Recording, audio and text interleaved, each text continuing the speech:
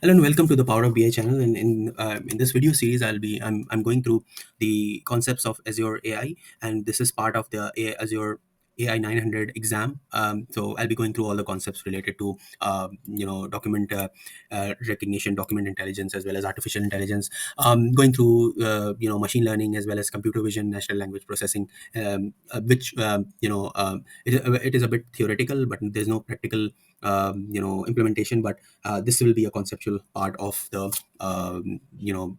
Azure AI 900 exam. So let's get started. In this video, I'll be going through OCR, which is optical character recognition, and this has been around for a while. But we are using AI capabilities to ensure accurate results. Which is to read the text in the images, enabling application to extract information from photographs, scanned documents, and other sources of digitized text.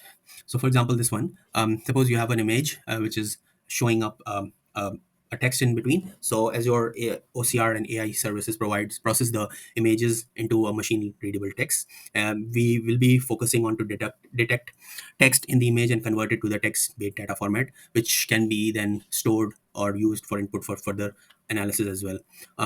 So Azure services provides Azure AI Vision, which is to the ability of computer system to process written and printed text in an area of AI where computer vision intersects the natural language processing and the capabilities to read the text as a first step of natural language processing. So basically, OCR is a foundation of this process of processing text in the images and uses the machine learning model that are trained to recognize individual shapes as letters, numerals, punctuations, and other stuff. So, for example, uh, it is scanning an envelope and it is giving all the details about the text as well, and it's reading the text. So it's basically recognizing the handwritten notes, and we have to train it again and again to ensure the handwriting, and so that it can detect, and the handwritten text into the image. Another example is like um, you know going through the ACR, OCR engine. So it works through extracting machine readable text from images, and then it uses a read API, which is the OCR engine that power text extraction from images and other files. As mentioned here, it works well for non-document images and handles text-heavy or noisy images as well. And it automatically selects the right recognition model for the text and or handwriting. And also, the read API generally provide identify text within the bounding box and return results and hierarchy like the pages, lines, and words.